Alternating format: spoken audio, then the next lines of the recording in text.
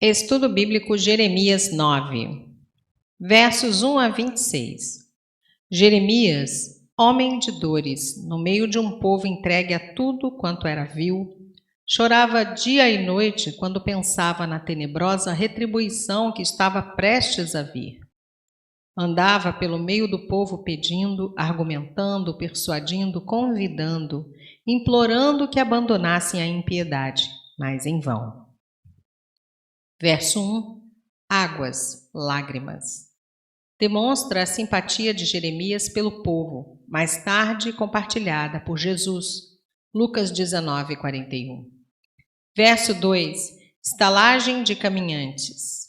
Uma simples construção quadrada e sem teto, edificada em região remota para abrigar caravanas. Embora fosse um lugar imundo e solitário no deserto, Jeremias o preferia a Jerusalém, pois estaria longe da corrupção descrita nos versos 2 a 8. Verso 3. Curvam. O tempo do verbo indica um ato frequentemente repetido, um curso habitual, uma qualidade permanente. Usar a língua como arma cruel, como arco que desfere flechas venenosas, é comum entre os pagãos.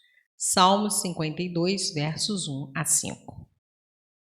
Deve-se ter domínio sobre a língua. Tiago 3, verso 6. Fortaleçam-se. Os que estavam em posições de autoridade abusavam de seu poder e posição. Verso 4. Enganar. No hebraico, raiz verbal do substantivo próprio Jacó, suplantador. Gênesis 27, 36. Num mundo maligno, quem quer viver em fidelidade a Deus não pode se entregar sem reservas aos laços do amor humano. Verso 5. Cansam-se. Trabalham tanto para praticar a corrupção que se fatigam pelo excesso de tal atividade. Verso 6. Vivem no meio. Esse é o estado de suas mentes, completamente dedicadas ao engano. Verso 7. Acrisolarei. Dissolver até um estado líquido. Purificação mediante disciplina severa, também produzida por provar, Jó 23:10, purificar, Isaías 1:25, apurar, refinar, depurar, capítulo 6, verso 29. Provarei, testar, investigar, examinar, julgar. Verso 8. Armas ciladas, literalmente, arma emboscadas. Provocar respostas que podem ser usadas como base de acusações. Verso 10. Choro e pranto, lamentação. Jeremias chora pela desolação da terra que Deus havia dado a seu povo para ser rico e populoso. Pastagens do deserto, áreas de pasto para o gado, terreno não cultivado, de fato imprestável para o cultivo. Verso 11, chacais. Capítulo 10, verso 22, 49, 33 e 51, verso 37. Espécie de cães noturnos. Continuam abundantes nas cidades desertas da Síria. A quietude da morte envolve a terra arruinada e somente o uivo dos chacais rompe o silêncio. Assolação. Uma desolação espantosa. Verso 12. Sábio. Sabedoria como atributo adquirido em Deus. Provérbios 1, versos 2 a 7. Verso 13. Lei. Ver Deuteronômio 4, versos 8 e 44. Verso 14. Dureza. Derivado da raiz de torcido. Daí, teimosia, firmeza, obstinação. É diferente da palavra do capítulo 7, verso 26. perversidade, Deuteronômio 29, 19, e teimosia, Salmo 81, 12. Também a mesma palavra no hebraico em capítulo 3, verso 17, 7, verso 24, 11, verso 8 e 13, verso 10, 16, verso 12, 23, verso 17. Baalins, plural de Baal, que no hebraico significa dono, senhor, possuidor, marido. No paganismo de Canaã, era o nome coletivo para expressar várias ideias que o povo tinha de divindades da natureza, que seriam os protetores de certas regiões, especialmente de bosques e montanhas. Alguns o consideram um deus das chuvas, outros um deus do fogo. Gradualmente, o nome se tornou um nome próprio, o Baal, o grande, deus da fertilidade e produção agrícola. A adoração a Baal incluía os piores abusos sexuais e o sacrifício de vidas infantis. Capítulo 19, verso 5. A fim de aplacarem Baal em tempos de seca, praga e guerra, o povo queimava vivas crianças primogênitas. Segundo Reis 16, 3 e 21, verso 6. O nome Baal era juntado com os nomes próprios dos filhos de Hebreus, até que isso foi proibido. Oséias 2, verso 16, visto que era empregado da mesma maneira que Senhor é usado hoje em dia. Verso 15, absinto. Uma planta encontrada principalmente em lugares desérticos, que produz um líquido amargo como fel e com efeito tóxico.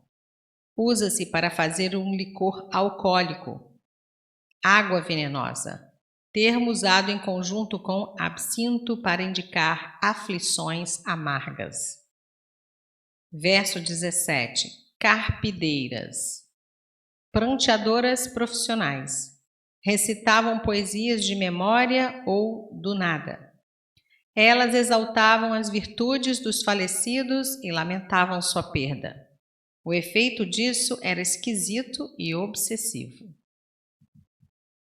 Verso 22. Gavela, feixe de espigas. O ceifeiro segura um punhado de espigas, corta-o e passa para a seguinte. Assim a morte colhe vidas inexoravelmente. Verso 23. Sábio, forte, rico. As três classes das quais se poderia esperar que se defendessem e se mantivessem em sua cidade, em ocasiões de desastre nacional. Verso 24. Em me conhecer. Nada senão o verdadeiro conhecimento de Deus em caráter pessoal e não de maneira abstrata poderá salvar a nação.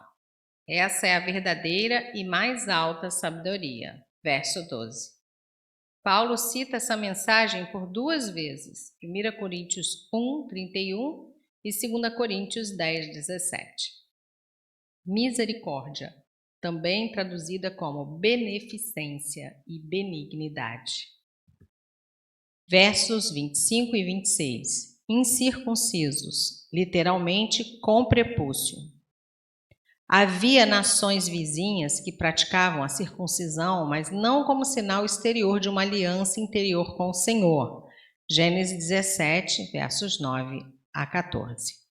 A circuncisão sem o verdadeiro conhecimento de Deus é inútil. A declaração de Paulo, em Romanos 2, 28 e 29, fora antecipada. Capítulo 4, verso 4. Os judeus ímpios eram fisicamente circuncidados, mas os prepúcios de seus corações ainda não haviam sido removidos. Verso 26, Egito. Ver capítulo 46, versos 1 a 28. Edom, ver 49, de 7 a 22. Amon, ver 49, versos 1 a 6. Moabe, ver 48, de 1 a 47. Cortam os cabelos nas têmporas. Certas tribos árabes aparavam os cabelos das têmporas. Tal prática tinha significação religiosa pagã E por isso os hebreus foram proibidos de cortar os cabelos dessa maneira. Levítico 19, 27. Nota: o 9º capítulo ensina-nos que as coisas que os homens buscam com grande cobiça, das quais se jactam depois de obtê-las, não constituem glória e felicidade. A riqueza é esbanjada. Lucas 15, de 11 a 16. A sabedoria se transforma em loucura. 1 Coríntios 1, de 18 a 25. A força desfalece. Salmo 102, 23. Mas a misericórdia de Deus não tem medida. Salmo 103, versos 8 a 14. E sua palavra permanece eternamente. Isaías 40, versos 6 a 8. Conhecer a Deus é a chave da vida. Capítulo 9, versos 23 a 26.